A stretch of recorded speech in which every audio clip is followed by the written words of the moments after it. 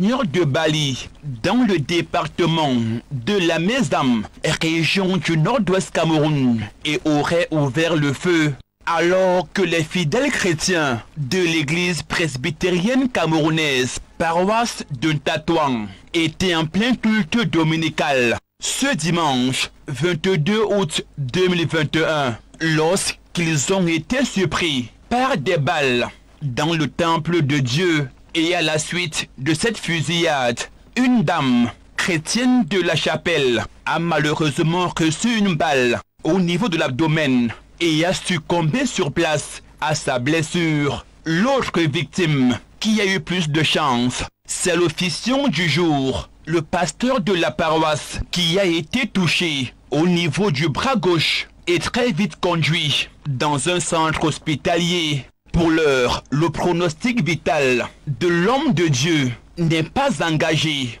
mais la dépouille de la dame a été déposée à la morgue de l'hôpital de Bali. Toujours ce même dimanche, l'ambiance était presque similaire à l'église presbytérienne camerounaise, paroisse de Balangui, où des hommes non identifiés, armés jusqu'aux dents, ont créé une panique générale, laissant des balles sur la bâtisse. Mais cette fois, dans le sud-ouest, c'était plus de peur que de mal.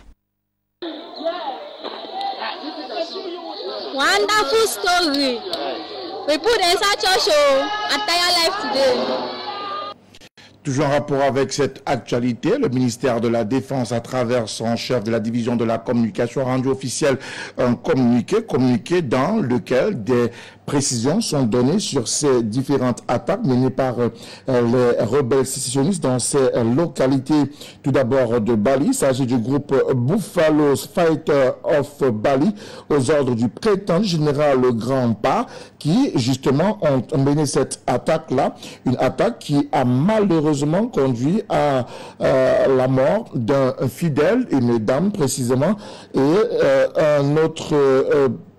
notre personne a été également touchée, notamment le pasteur de cette paroisse dans la localité de Bali, précisant que il a été également démantelé à travers le dit communiqué un important stock d'armes appartenant à ces rebelles dans cette partie du triangle national. Nous y reviendrons dans nos prochaines éditions de l'information sur la télévision du monde.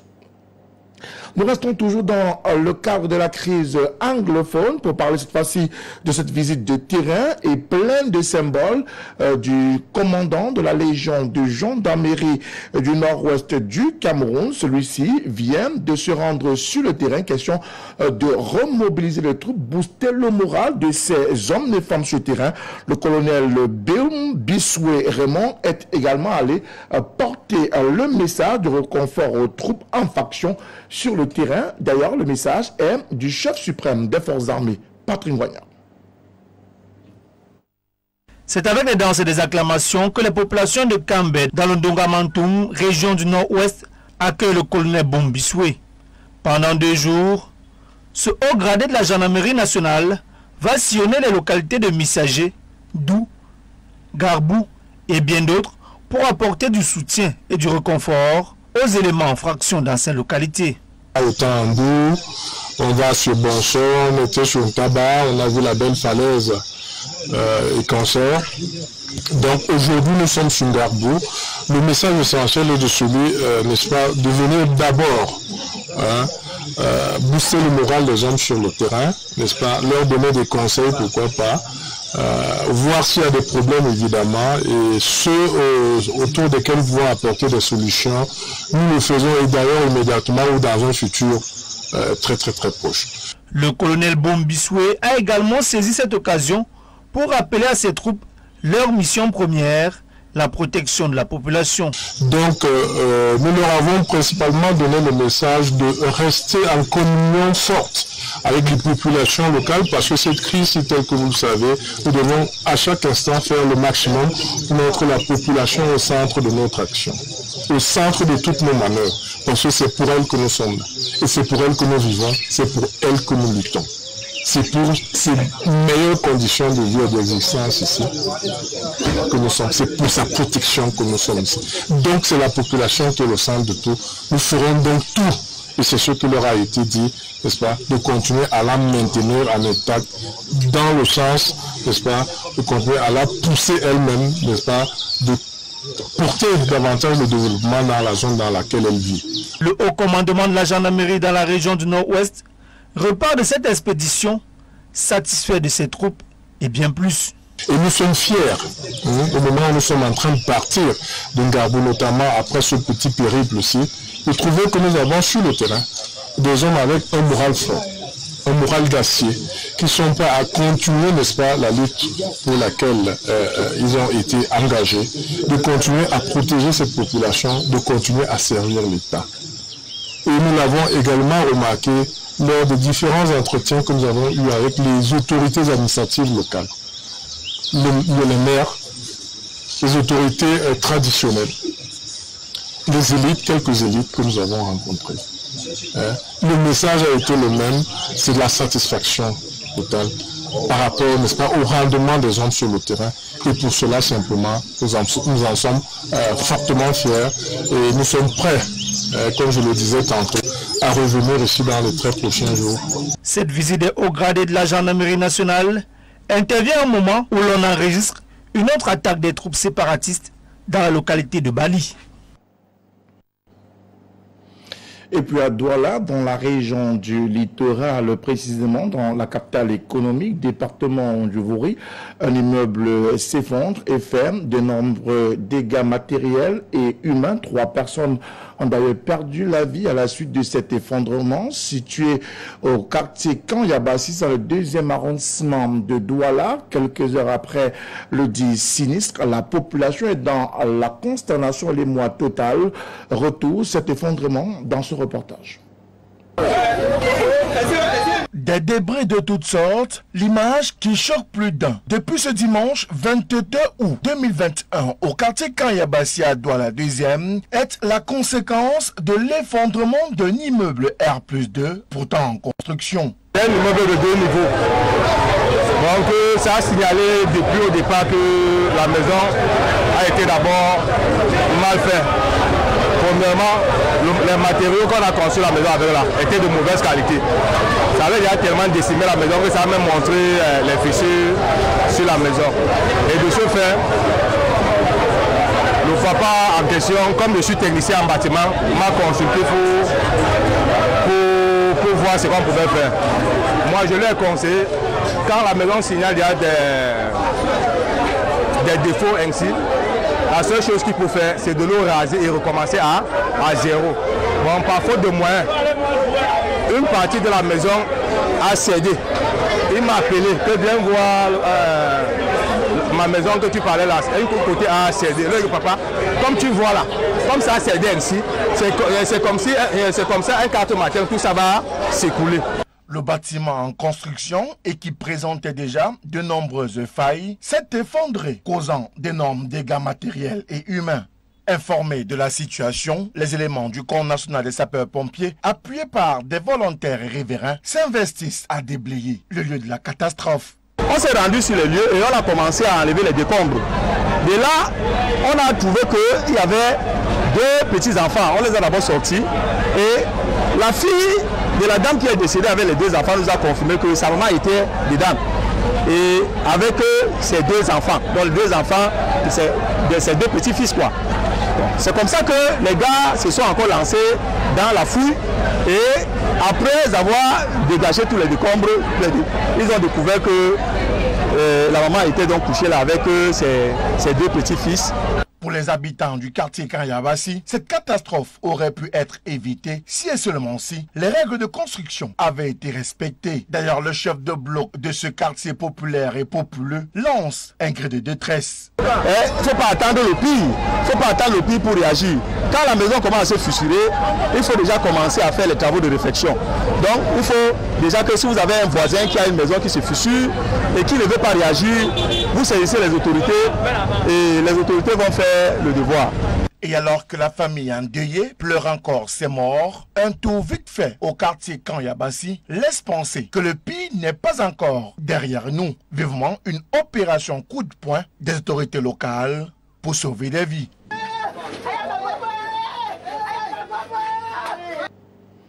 Après Douala, dans la région du littoral, mettons à présent le cap dans la ville de Bertoua, chef de la région du Soleil Levant. Et pour parler du financement public aux organisations des producteurs, les seigneurs de la craie et de la terre de la région de l'Est sur le pied de guerre à l'occasion de la cérémonie officielle de remise des appuis financiers à une cinquantaine d'organisations paysannes triées sur le volet. Cultivateurs et cultivatrices et autres éleveurs non choisis et non bénéficiaires crient à l'injustice et appellent le pouvoir public à la rescousse. Jean-Jean Mayetna et Babis Yelem. Le gouvernement vole au secours d'une cinquantaine environ d'organisations paysannes de la région de l'Est Cameroun. Le financement public, évalué à plusieurs millions de francs CFA, est remis à ces producteurs agro-pastoraux, vise à promouvoir l'entrepreneuriat agricole et la transformation des filières du secteur. Avec ces chèques, nous allons acheter un pressoir moteur diesel parce que la difficulté qu'on avait dans le gîte, c'était l'ordre de passage. Nous sommes beaucoup de producteurs et on avait seulement un pressoir manuel. Je pense qu'il faut d'abord remercier l'État camerounais à partir de la qui a permis aux bailleurs de fonds de venir nous assister. Je dis grandement merci à CFA parce que c'est depuis 3 ans que je suis avec eux, ils sont en train de suivre mon groupe. Aujourd'hui que nous avons eu le chèque, je pense que dans un bref délai par rapport à notre prolongation, nous allons finir avant les travaux tels que convenus dans la convention. Un programme de consolidation et de pérennisation du Conseil agro-pastoral PCP-CFA du ministère de l'Agriculture et du Développement rural, d'où l'interpellation du délégué à une utilisation à bon escient des dits financements. Donc ce que nous attendons d'eux, vraiment, c'est d'utiliser à bon escient ces chèques qui ont été remis, et ça c'est la première phase. Et on leur a dit que les contrôles passeront pour voir si c'est effectivement utilisé par rapport à ce qui est élaboré par la convention. Et à côté, il y a d'autres seigneurs de la terre qui se battent bec et ongles au quotidien dans les plantations de ces mêmes localités, mais ne bénéficient guère de l'appui des pouvoirs publics pour booster leur production. Je vis dans la forêt de Goumté. J'ai fait mes travaux champêtres, il faut aussi dans l'élevage. Mais seulement le gouvernement nous a oubliés. J'ai appris qu'on a remis les chèques aux gens. Nous, on n'a rien reçu ici. On n'a même pas été informés. Comment faire pour être informés? Le président nous a demandé de faire les champs. Alors ici, je fais les champs. Bananerais, j'ai les bananes, le plantain, maïs, macabo, pistache, arachide. Même pour sortir en ville, on ne sait même pas comment faire. On n'a pas la route. Pourquoi le gouvernement nous oublie? Nous sommes carrément oubliés ici. Qu'on pense un peu à nous. Je suis dans la zone de Goumté, dans la forêt de Goumté. Je suis cultivatrice. Je fais dans les travaux champêtres et dans l'élevage. J'ai appris que le gouvernement a aidé les gens environ à donner les chèques en ville. Pourquoi le gouvernement nous oublie? Alors que nous, parce que nous sommes dans les zones retirées, il ne doit pas nous oublier. Et même quand on récolte ces récoltes, on n'a pas les moyens de locomotion, la route, on n'a pas. Pour sortir ces vivres, comment faire? Le gouvernement ne doit pas nous oublier. Comment se fait le casting? Quels sont les critères de sélection des organisations paysannes devant bénéficier cet accompagnement? Là est toute l'interrogation.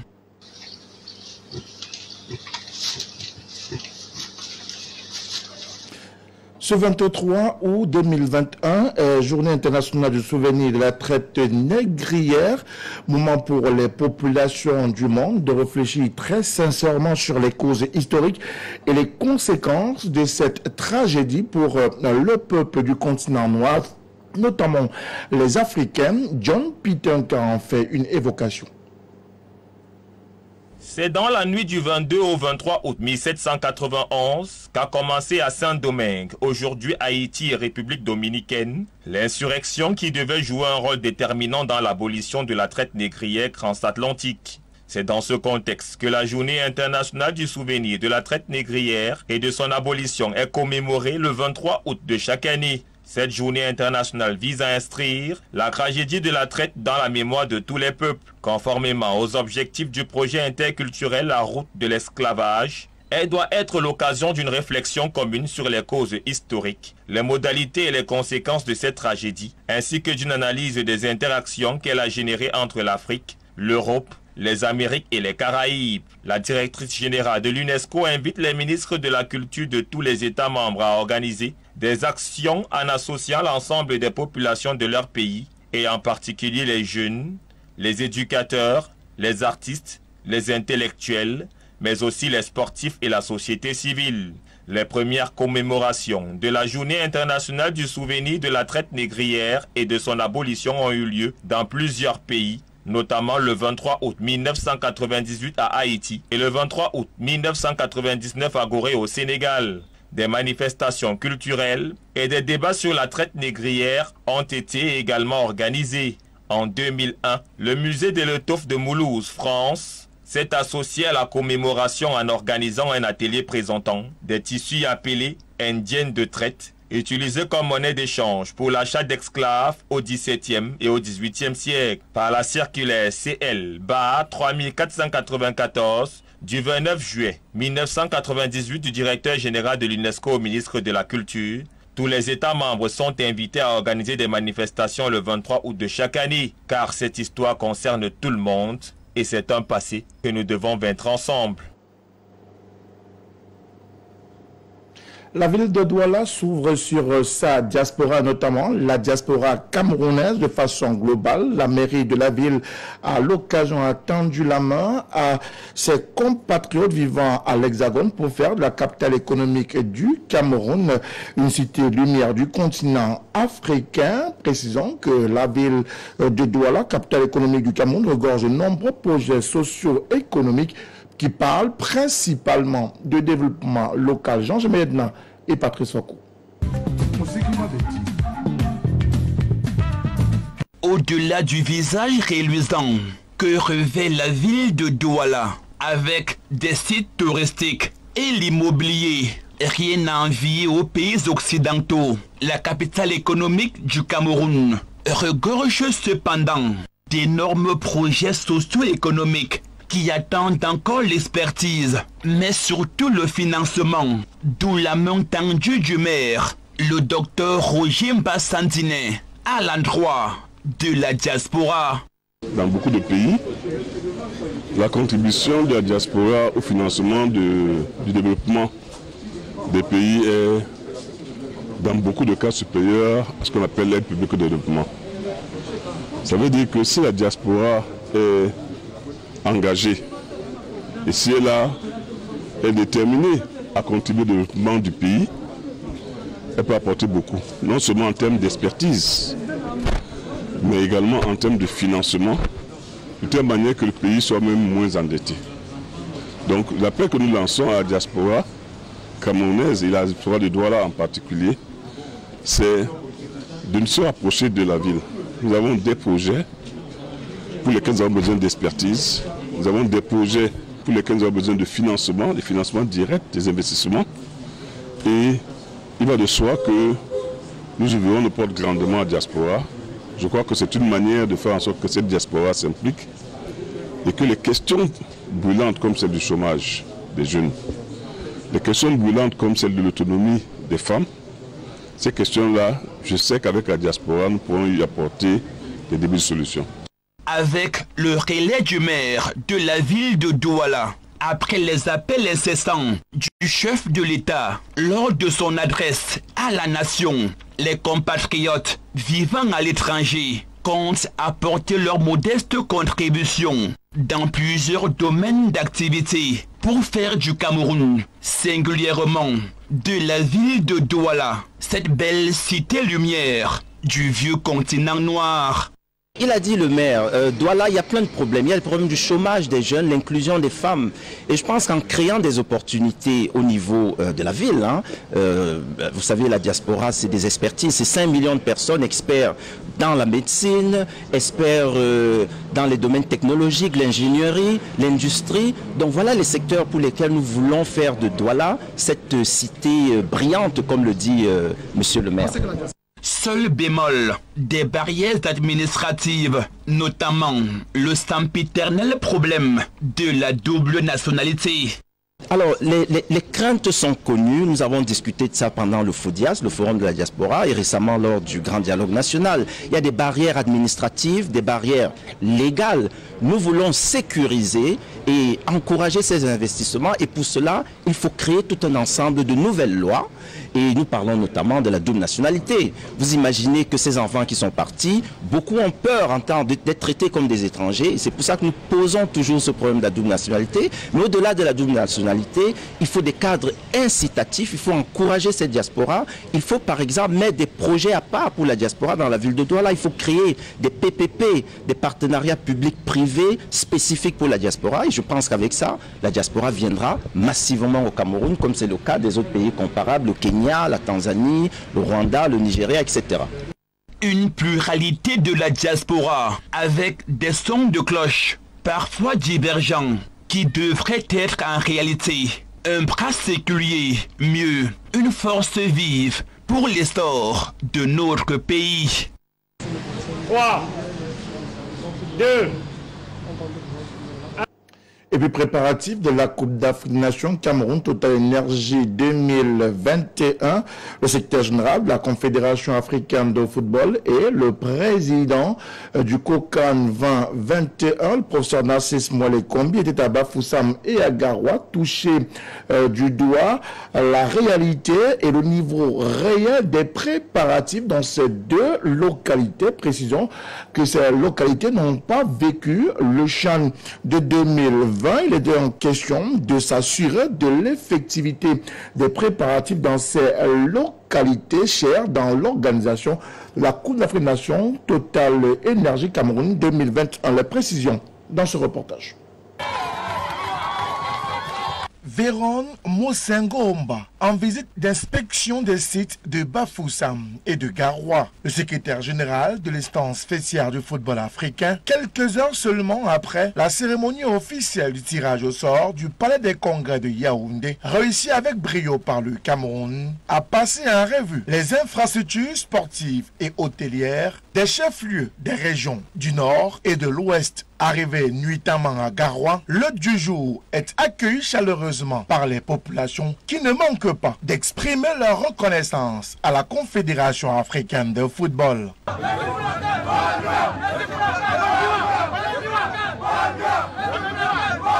Insister sur un certain nombre d'images qui m'ont frappé. Des images qui mettent en évidence l'enchantement des populations de la région du Nord en général et de la ville de Garoua en particulier, l'émerveillement qui a été le leur en relation avec le fait que la ville de Garoua sera une pôle entière.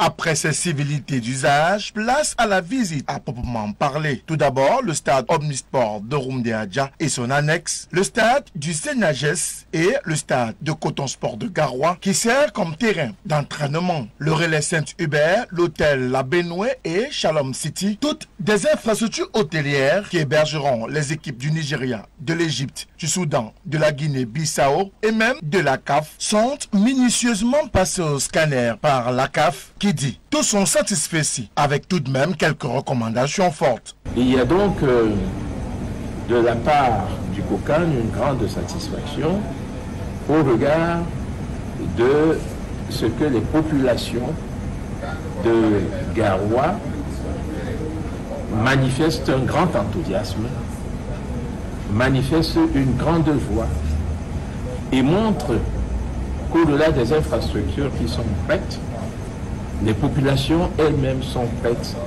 à accueillir dans la grande chaleur de la convivialité, de l'hospitalité, de la fraternité, les équipes, les officiels, les supporters. Bien avant Garoua, la caravane que conduit Narcisse Moualé Kombi, le président du COCAN 2021, a également déposé ses valises dans la ville de Bafoussam, chef de la région de l'Ouest. Ici aussi, l'exercice est le même, voir et toucher du doigt la réalité des infrastructures sportives et hôtelières de la région des Grassfields ou du Soleil couchant qui devra accueillir les équipes du Sénégal, du Zimbabwe, de la Guinée et du Malawi. Au terme de cette visite de terrain, le secrétaire général de la Confédération africaine de football et toute sa suite ont repris le chemin du Caire par Yaoundé avec l'espoir de vivre, de vibrer en janvier et février 2022 prochain à la faveur de la Coupe d'Afrique des Nations Cameroun Total Énergie 2021.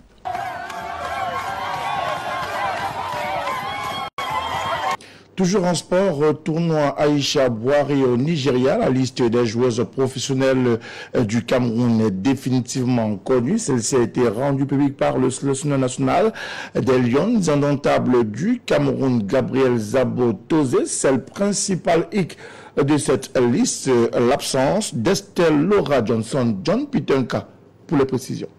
Les ambiances qui partent très bien. Nous sommes dans le camp camerounais. Avec eux. Oh là là là là, voilà ce qu'on ne voulait pas. Une liste de 10 joueuses professionnelles vient se greffer à celle des 30 autres présélectionnées. Et parmi les 10, pas d'Estelle Laura Johnson pour la première de Gabriel Zabotozé sur le banc des Lions indomptables. Si les 30 premières présélectionnées par le technicien sont plus ou moins les meilleures du terroir, la dernière liste ne fait pas l'unanimité. En effet, le coach a convoqué Carole Mimboué de la Auxerre. Avec elle, on retrouvera Falon Mefemotu de FC Fleury en France, sa coéquipière Grace Nokyango du même club, Esta Mayikit du Stade de Reims, Marie-Aurèle Aona du Napoli, Gabriel Aboudi Ongene du CSKA Moscou, Rose Bella de Malabo King, Colette Nzana qui évolue en Biélorussie et Claudia Dabdavoulonia de la Russie. Avant cette liste, Gabriel Zabotosi avait fait appel à certaines joueuses comme Mikaeli Biina, Baou Ange ou même Eliane Bibout, des habitués de la sélection. Mais là encore, on ne retrouve pas Edjange Siliki, la capitaine de FC Ebolova, du haut de son expérience pour avoir disputé au moins une Coupe du Monde et plusieurs cannes avec les Lions indomptables. Comme elle, Gabriel Zabotozé ne compterait pas également sur Farida Macha, longtemps mis à côté par Alain Djemfa, la capitaine de Awafi, championne de première division de football féminin, n'a pas été convoquée. Il faut le préciser, le Cameroun prépare le tournoi Aïcha Boari, prévu au Nigeria en septembre prochain.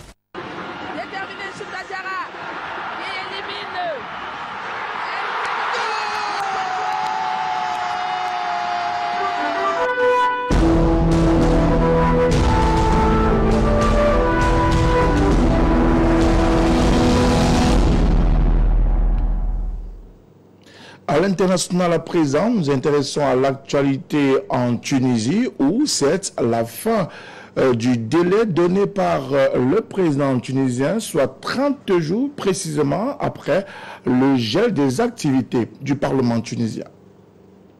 C'était le 25 juillet dernier, lors d'une adresse à la nation tunisienne. Le président Kais Saied annonce suspendre le Parlement pour 1 mois et limoger le Premier ministre Hichem Mechichi. Beaucoup crient au coup d'État, mais au palais de Carthage, la décision est assumée, car elle s'appuie, selon le président, sur l'article 80 de la Constitution. Il indique que des mesures exceptionnelles peuvent être prises lorsque la sécurité nationale est menacée. J'assume mes responsabilités. J'assume une responsabilité historique. Ceux qui prétendent qu'il s'agit d'un coup d'État doivent réviser leurs leçons de droit. Au sein des partis politiques et des organisations de la société civile, c'est la stupeur. Mais ce soir-là, dans les rues tunisiennes, beaucoup se réjouissent de cette décision. C'est la première fois de ma vie que j'entends un président prendre une bonne décision. Nous avons repris notre pays et je me devais de sortir pour célébrer ce moment. Mais un mois après, la Tunisie reste dans l'impasse politique. Le régime d'exception arrive à son terme et la présidence n'a toujours pas nommé de nouveau gouvernement ni dévoilé sa feuille de route. Kais Saied a en revanche entrepris une purge anticorruption. De nombreux magistrats, députés et hommes d'affaires ont été arrêtés ou assignés à résidence pour avoir dilapidé les deniers publics. Cet argent caché par ces personnes, et j'ai une liste de noms, doit revenir au peuple tunisien. Le président tunisien pourrait prolonger ces mesures dans les prochains jours, à l'heure où le pays est plongé dans une crise économique et sanitaire. Madame, Monsieur, voilà l'essentiel de l'information de ce lundi 23 août 2021 sur la télévision du monde, une proposition de l'ensemble de la rédaction. Merci de l'avoir suivi. Restez en compagnie de programmes qui se poursuivent. Bonsoir à toutes et à tous.